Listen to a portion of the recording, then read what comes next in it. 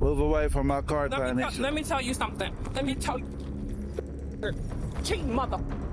Shoot. Give me my. It was all captured on camera when 45-year-old Tynesha Evans, a single mother, was moments away from being brutally shot in the face on March 16, 2019, in the parking lot of a Wells Fargo Bank at Alpharetta, Georgia. Behind the trigger was her boyfriend, Othniel Nathan Inniss. An armed witness driving by heard the gunshot and ordered Othniel to drop the weapon. Holding Othniel at gunpoint, he made a 911 call. A man just shot a woman in the parking lot at Wells Fargo Bank. When police arrived at the scene, they couldn't find an exact motive behind the gruesome murder. This leads us to one question. Was it truly an accident or a cold-blooded, premeditated murder? Or it was an accident? I don't remember pulling the trigger. It was a different accident. The horrors began on March 16, 2019, when 45-year-old Tynesha Evans, a mother of four, met her 64-year-old boyfriend, Othniel Nathan Inniss, at the Wells Fargo Bank in Alpharetta, Georgia. Othniel lured Tynesha to the bank with the promise of giving her $380 to help her pay off her overdue rent. However, this promise quickly turned into an argument. During the argument, Othniel brutally shot Tynesha in the face in the bank's parking lot.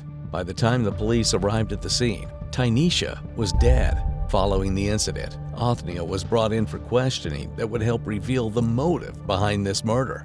Like I told her, I want this to be over with. It was tiring. I came here and I filed like 2 different reports. She started yelling 3 minutes up, and then she called me up. So I pulled over to the side and I asked her to get out of my car because, in my interpretation of some person who didn't sell their body, for money, and that I'm helping you pay your rent. So I've never sold my body, never had with anyone for money in exchange or anything like that. So I asked her to get out of my car. And, after she got out, that's when I realized that my phone went missing. And I walked back to her because she was walking on the street on Academy Street going home. And I said, I need my phone. Didn't have my phone. She said, no, she doesn't have it. And the funny thing is, a couple of days later, the phone ends up on the school bus that I drive in a box. And she told me that someone, when she was getting out of the car, her bank looked at some others out in the trail, and someone brought that along with my phone and left it outside the front door. So that's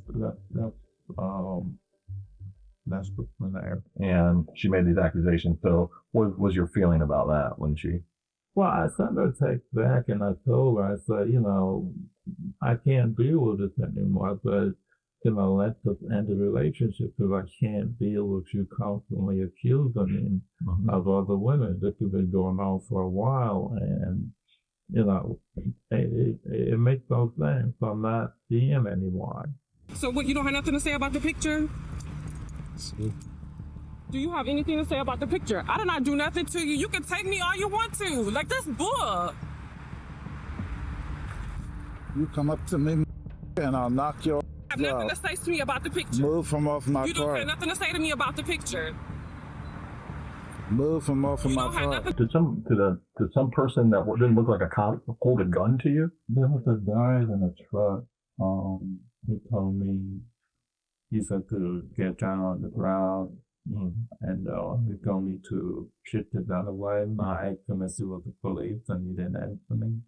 But I just sat on the ground and pushed it down the way. Okay. And who is she to you? She was my girlfriend he was dating. How long have you been dating for? About 2.5 years. 2.5 years. Today you were at the Wells Fargo? Yeah. What happened?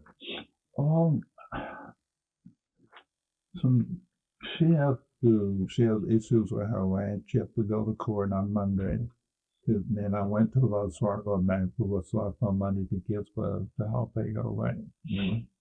Before I left home, she texted me and told me something about yesterday. I went over to Dunkin' Donuts and how somebody sent her a picture of me with another woman at Dunkin' Donuts, and I was giving this woman. So I sent her back a text message and I said, I'm tired of you accusing me all the time. So like 2.5 years we've been together, it's always this accusation of me with another woman. I feel I'm tired of that. I feel where, I'm gonna give you the money. I said that after that, so you gonna communicate with me anymore. I said, don't respond to the text. Don't call me because I don't want to hear any excuses. I'm basically just tired. So I got ready when I was going over to the Wells Fargo Bank. She called me. I didn't answer my phone. I went to the ATM. I withdrew the money and I was sending her a text. She said, like, oh, it's to meet me at 11:30. And it was like 11:38. So I was texting her to tell her I'm at the bank, and then I saw her pulling into the bank. So she got out of her car. I was standing by my car.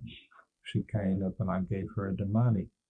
And she stood between me and my car door. So I can get inside my car. So I said to her, could you please move away so I can get into my car? And then she proceeded the conversation about how, and now she has a picture of the woman and, stuff like that. Othniel focuses too much on his side of the story to defend his actions. But what he didn't realize is that recording the altercation on the phone was not the smartest idea, especially when he knew he was about to do something horrifying. On top of that, Othniel did not even consider the gravity of what the witnesses could do prior to killing Tynesha. It feels like Othniel's impulsive character speaks louder than the argument between Tynesha and him. And that's not all. What Othniel reveals next is about to put him in even hotter water. I was like, this is nonsense. I was on my phone. I was recording her standing up by my door, and then she just pulled the phone out of my hand and moved away. And I said to her, can I have my phone, please? And I don't remember what she said after that. And I just reached for my phone. I didn't need to shoot her or anything like that. I had no reason to shoot her or anything like that. And I just remember the gun going off. Okay. And that was it. I just, yeah, it was that. Okay. You moved here in 2010. You said you made some reports about Tynesha before? Yeah. One of the last months, actually, we got into an argument while I was taking her to the bank to get some money, and I had my cell phone and the cigarette lighter, and she called me a name, so I just pulled over and actually get out of my car. And when she got out, I had the headset on. It was connected to the phone and kept telling me out of range, out of range. I came here. I filed the report. The husband I went back, listened to the phone. We never found it. He went to her apartment and spoke to her. She said she didn't have it. So I reported the phone as stolen to Verizon. And I was able to get back another phone. And then prior to that, I think it was in 2017, I think, we had a disagreement, and she was actually following me. And while she was following me, I called in to dispatch, and I came here and filed a report on. So she's kind of like stalking you a little bit? Yeah, I don't know why she does stuff like that. She listens to other people, man. I don't want no problems or anything like that. I believe she's got enough problems to deal with, and there's really no reason to, I mean, I was supposed to don't take out an order of protection against her, and the only reason why I didn't do that was because I was told that's the one to pop up when she goes to look for a job, and I didn't want to do that. When the officer went and last month, he asked me if I wanted to press charges, and I asked them, well, what would they do? They said they would arrest her, and I said no, because she got a daughter in college. She had her 14-year-old also, and I didn't want their lives to be obstructed by anything like that. Okay. We even, like I told her, I suggested to her, going to Thompson where he went. He went already for professionals, and there's stuff that needs working out, but I don't know. She thinks to listen to other people, or she's playing someone that's telling her stuff. I don't know the truth. Yeah. Okay. And she has in fact like been not maybe aggressive towards you, but to a point of an annoyance where you have been making reports about this annoying behavior that she's accusing you of. In one case, this particular case, of some sort of cheating. Well, and she's accused you of that in the past? I didn't make the report about the cheating. What I made the report about was when my phone went missing. Right. And also when she was following me, when it was in 2017. Because I had called and I had the operator on the line while she was following me and stuff like that. And she told me after that someone told her to do it. Someone told her to follow you? Yeah. I don't So know. she's been like harassing you. Has she made it like overt threat? It is because the email I sent to her, I told her, if you contact me anymore, I'm going to consider it harassment, and I'm going to come to the police and file a report. I just, it wasn't working out. I love her to death. I don't like you. I love her. But it's just this thing that, I don't know. I don't know. Okay.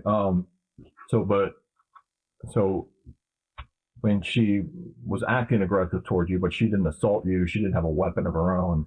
But I didn't see anything. I don't know if she does, if she did have something or not. I knew. I had given her a knife because she drives Lyft, and she was complaining that when she was driving, there's certain meals that come on to her, and they're like trying to pick her up and stuff like that. Although there is some evidence suggesting Tynesha was aggressive towards Othniel, the altercation mostly remained verbal. This means that even though Tynesha might have accused Othniel of infidelity, he had no reason to shoot Tynesha dead. Besides this, Othniel says that he was about to go to the police to get Tynesha arrested, but prior to murdering her, he didn't bother to do so. This proves how impulsive Othniel is, and just when Othniel realizes that he is getting in the detective's bad favors, he decides to change the plot.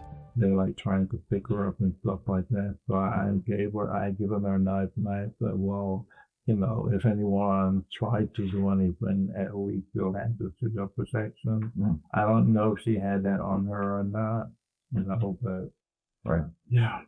Okay, so the idea is, but I understand because, here she is, and you're giving her that money for what? Because it sounds like you guys broke up.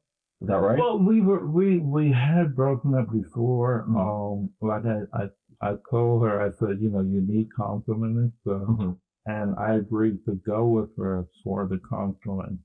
One of the things that I made clear to her was that we were not back to normal. Everything was not back to normal because there was some issue that arose the last time I came and made a report, and I didn't feel quite comfortable at that point going full force back into the relationship. We talked and stuff like that, but I wasn't going over to her house or anything like that when it was not being intimate. I was just working with her, with the counselor, to get things back on track because I thought it was going to be difficult with her kids and me, and still continuing the relationship the way we were having it before. Yeah. So what was she going to counseling for? Oh, basically, it was like the activation of, saying cheating or, saying having someone, that kind of stuff. Kind of like trust issues? Yeah. Okay. Did you guys plan on getting married? Is that? Oh, we did not have any plans. It did come up, but like I told her, I needed to get to know her better. I didn't want to move forward with her having trust issues with me because I thought that would have came over into the relationship. So, like I told her, I just wanted to get to know her better and stuff like that. Has she ever been violent towards you? And like I said, it's just in an aggressive way in which she talks, or she will like come in between me and, saying, I just try to get me angry and upset. But never physical violence yet. Nothing major. I mean, that's physical is just be maybe a push or something like that, which I don't really think to. I mean, you seem like how tall are you? I'm 6'3". And how much do you weigh? I'm about 280. So, I mean, how big is she? She's 6 feet tall, and I think she was like, maybe two something also. Okay. Yeah. But she hadn't been violent towards you, no injuries received from her, but there's a push here and there. No. But you weren't scared of her or anything like that. There were times when I felt threatened because, like I said, I didn't know what she would have done. The first time was when she was following me, and at first I thought it was a joke, really. But then she got out of her car and she came up to my car, and she was telling me, "Well, pull over right now." And I was like, "Whoa, I've never seen you like this before." And I mean, one of the things that attracted me to her was the fact that she told me she's an ordained minister also. And even though she has 4 kids, I just saw her as a lady who went through certain things in life already, have experienced certain things, and this is one person, like you said, who went through the tough and rugged, so therefore I wouldn't have to deal with all of that kind of stuff because she has 4 kids. She was single woman, she's struggling. And that's one of the things, plus she's an ordained minister, that I really admired about her. So you guys are still, although you kind of cooled it a little bit, you're still in a relationship with her, and she's trying to work through her trust issues with you. And you, part of that is that she is visiting this counselor. Yeah. And if that can work out, you see a future in the relationship. If not, it seems like it's maybe dwindling out. Yeah. Is that am I just following you? Yeah. Just so I'm trying to understand. Yeah. But all along, you've made reports to the police, or at least 2. Any other police reports anywhere other than Alpharetta? No. As Othniel gives a sob story as an effort to get off the hook, a crucial detail comes up. The key detail is that Tynesha was never violent. This confession is exactly in line with what Othniel had recorded on his phone. So what Othniel says next is about to be nothing but a desperate attempt to cover up his tracks. I go to college as a fact to cancel all my classes yesterday because I can't study, I can't focus. There's just a whole bunch of stuff that was going on. When she was accusing me yesterday I did go to Dunkin' Donuts, but I wasn't with anyone. I went down to the college to withdraw from my classes, and so there was one counselor there, and I went to Dunkin' Donuts further down on North Point. I got a cup of coffee and 2 donuts, and then I went back. And then eventually you get a text message around 11, and she said, "I know you were with somebody yesterday." Yeah, she said that she has a picture of me with, and I didn't take it serious because I know I wasn't with anyone. Does she have any mental issues that? Not that I know of. And that's one of the reasons why I told her, I just want to get to know her better because I know what you told me, but I'm just going by that really. I never really checked into her history or anything like that. But you've been with her for 2.5 years. Yeah. So you learn a little bit more about her, but she doesn't seem to have any really big mental issues from what you've seen. She doesn't seem to have any big ones. I both me and the therapist, and I'm explaining that because I thought maybe there was something from our past. Mm-hmm. And the therapist also brought that up the last time we were there, that there might be something from her past that is causing her to feel.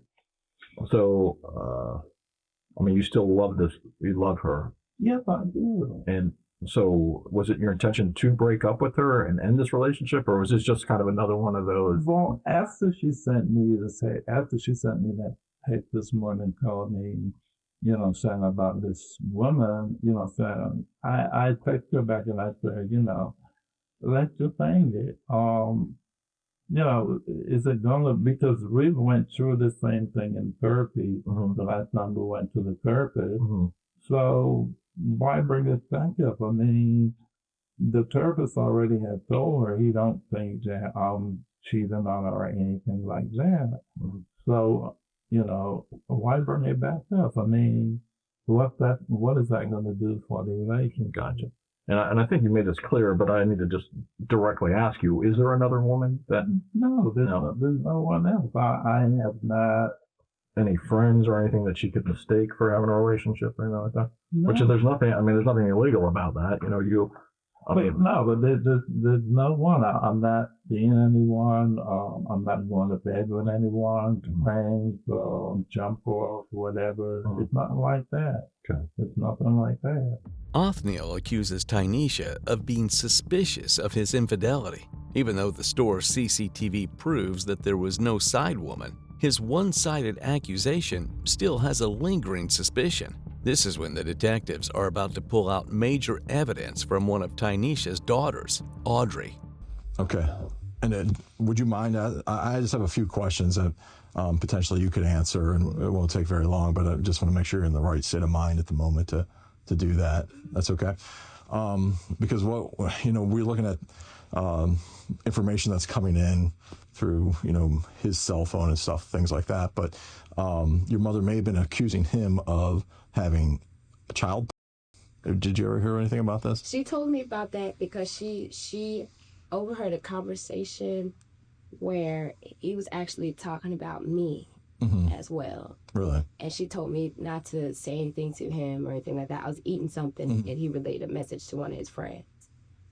Do you know what the message was? Or? Basically, the way I was eating something, it made him want to do something to me. Really? And she told me it, but she was like, don't go confront him. Don't do this. Don't do that. And I was just like, okay. So I don't know that. But it made him uncomfortable to actually come in the house because she had asked him about it. Okay. Oh, but not only that, I can mention this. Mm-hmm. Around the time that they both were doing the police report or the police thing, he actually pushed my mama out of the moving car. And she told me. Push her out. And she literally pushed her out of his moving car. Like he was driving and he pushed her out of his car. Wow. And she was saying that she was trying to get help from drivers around, but they told her that she needed to find a police station or something like that. Go back to her side of town. Yeah, and to go back to her side of town. So she ended up making it home, and she said he actually came to the apartment and was kicking on the door and different things. While Audrey's statements reflect negatively on Othniel, there was limited concrete evidence to fully support her claims. This is when the detectives decide to have a chat with Tynesha's therapist, Dr. Epperly, to verify if Othniel actually has a history of violence. Oh, my God. Well, I am free to say this. There was absolutely no insinuation of in any way that there was any violent tendencies or ideation on his part. I don't, with the 2 visits, I don't know how much I can help you other than that there was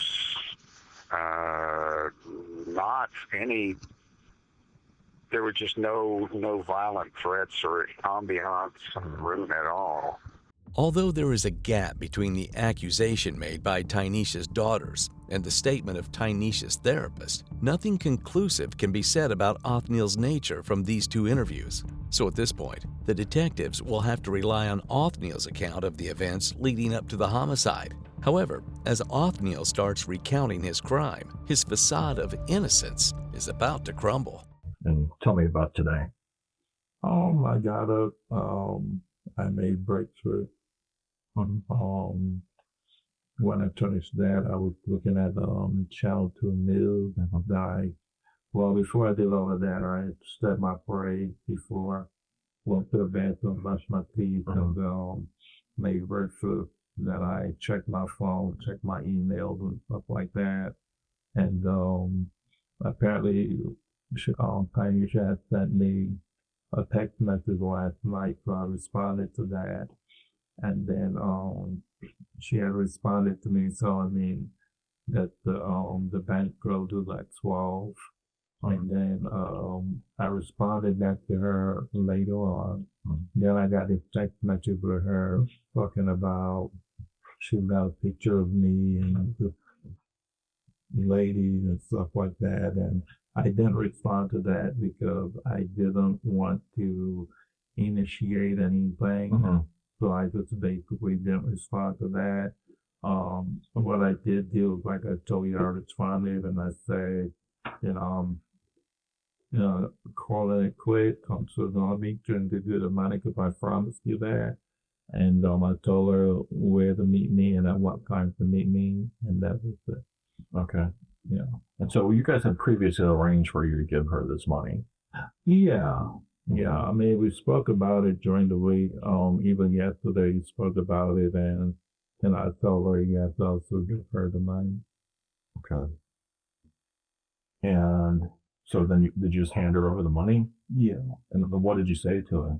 I just gave her the money, and she came and she took it, and that's when she went and stood up right in front of the driver's side door. And then she started talking to me about, she's seen what the Zoom looks like, and she got pictures of the woman. Yeah. And what were you saying back to her at that point? At that point, I didn't say nothing. I had my camera in my hand, and I was just, taping her, just standing by my door telling her this stuff. Because like I said, I didn't want any altercation. I didn't want to get into anything. And so and that went on for a little bit until you drew your gun? No, she came forward and took the phone out of my hand. Okay. Yeah. And then you drew your gun? Yeah. Okay. And do you recall shooting her? I recall yelling the gun going off, but I don't recall saying pulling the trigger or anything like that. I just recall hearing the gun going off. And it's like, I don't know, it didn't feel real to me because I had no intention of shooting her. Yeah. And why did you pull the gun? Just to scare her. No, just to scare her. Okay. And you thought, and by scaring her, what would that accomplish? I would have done my phone back, my car and go my way, and that would have been it. So she had your phone in her hand at that point. So you wanted to scare her, and you're giving your phone back. Yeah. Okay. And you had no intentions of shooting her. No. Does the gun just went off, or like? Yeah. Or it was an accident? I don't remember pulling the trigger. It was just an accident. In spite of fatally shooting Tynesha, Othniel still hopes that Tynesha is alive. After all, had this been the truth, Othniel would not be charged with murder. However, soon enough, the detective is about to tear all of his hopes apart with a brutal truth: his arrest. What is the normal procedure like? What happens after this? Well, after this, so you are under arrest, obviously. Okay. We had this incident in the parking lot, and that's what I'm trying to figure out, what exactly happened, Your Tynesha had been shot, right? She had to go to the hospital, and it doesn't look good for her at this moment, okay? And so obviously we're working through that. So, you're under arrest, and depending on what occurs with Tynesha, I mean, those are going to be the charges. Now, so I'm just trying to get your side of it. Do you understand? I mean, what other questions would you have? Well, when will I be able to speak to seeing that I am under arrest? And if it doesn't look well for her, then what would I be charged with? Murder. So after you shot her, did you see the wound to her? I thought when she fell to the ground and I saw she was bleeding, and I was in shock because I at first I thought, it was just like acting, but then I saw the blood and, it kind of like put me in shock somewhat. And then I got my phone and, I did my best to get the dial. I thought and called 911. Was your phone still recording when, like, the video, was it still recording? I don't know. I would have to check the phone. But you were recording. She grabbed it while it was recording. Yeah. And so it was probably still recording unless she inadvertently hit something on it. Well, I don't know because when I dialed 911, if that would have not hit the but I mean, it could, right? But it could have been. I got the voting thing. All right. So you saw her bleeding. She fell to the ground. You tried to get to the phone with a call.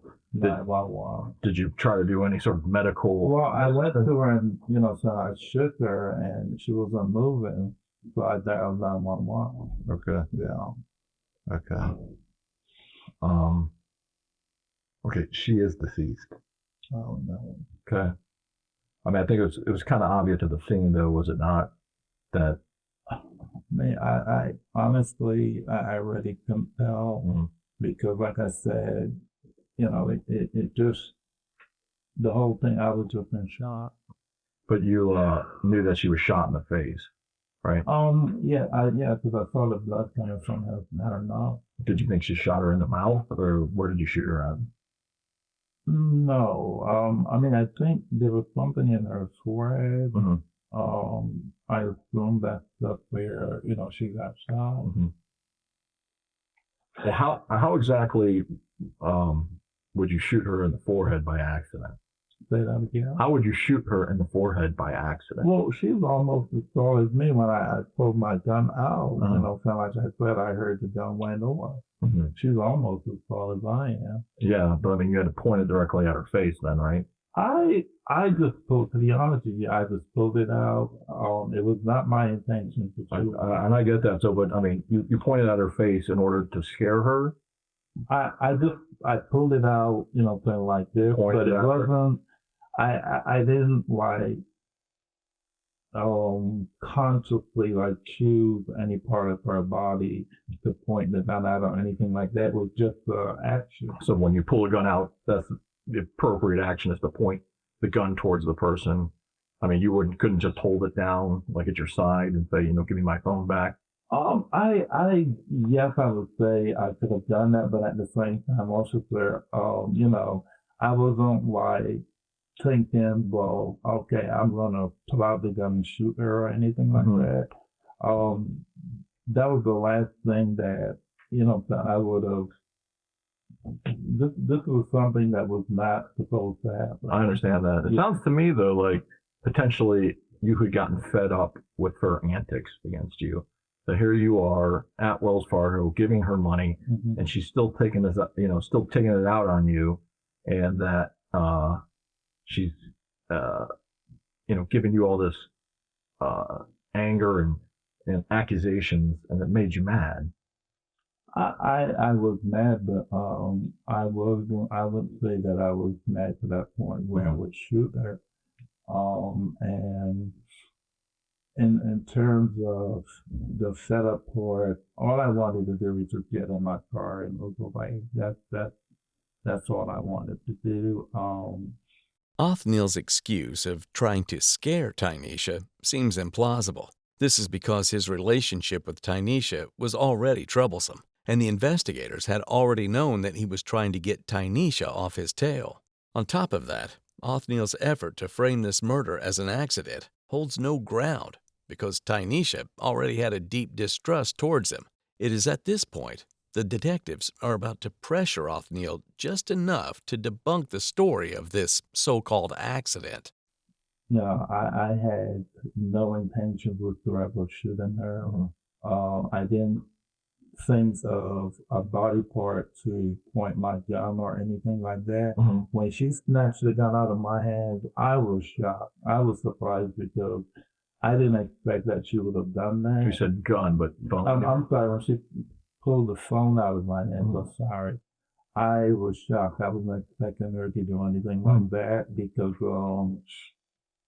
I don't know what was the reason. I mean, I don't have nothing on my phone that, you know what I'm saying. Was it just simply the act of filming her, maybe, that you made her mad, and she's like, does she know you were filming her? Yeah.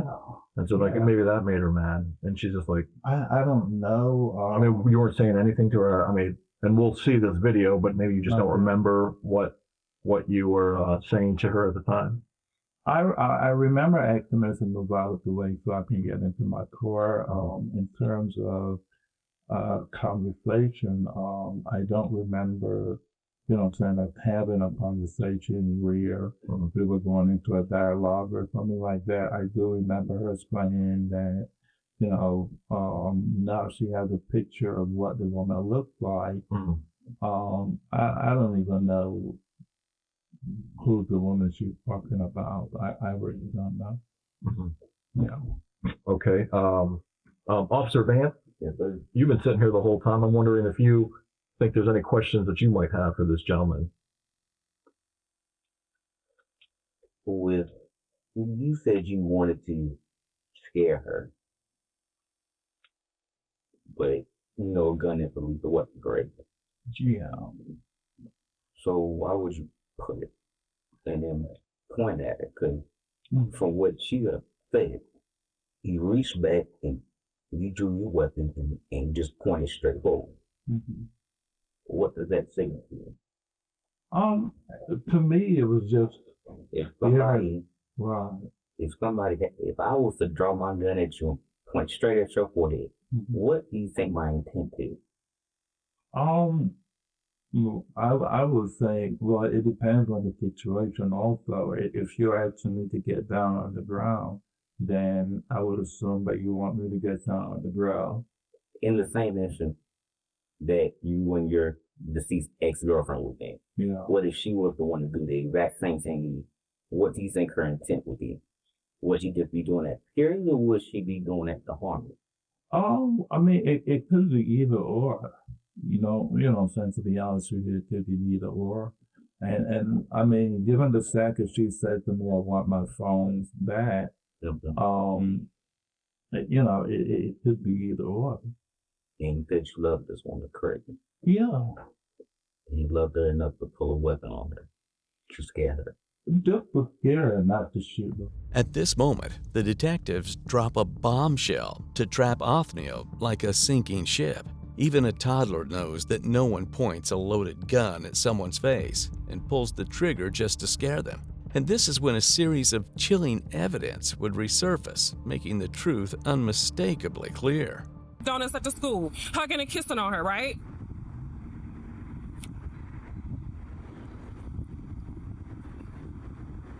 Move away from my car, Tynesha. Let me tell you something. Let me tell you.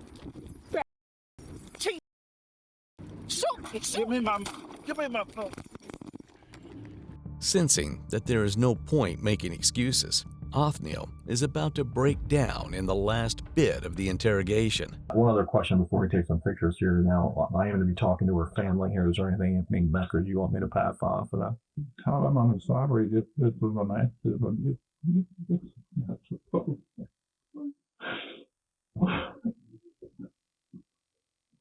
Okay. This was not supposed to happen. I understand. The evidence against Othniel is too clear to lend credibility to his defense. But is the evidence strong enough to put Othniel behind bars forever? Othniel Inniss was sentenced to 25 years in prison on February 12, 2025, following his acceptance of a plea deal. The sentence comprises 20 years for the homicidal charges and an additional 5 years for illegal possession of a firearm during the commission of the crime. The plea deal was presented as non-negotiable.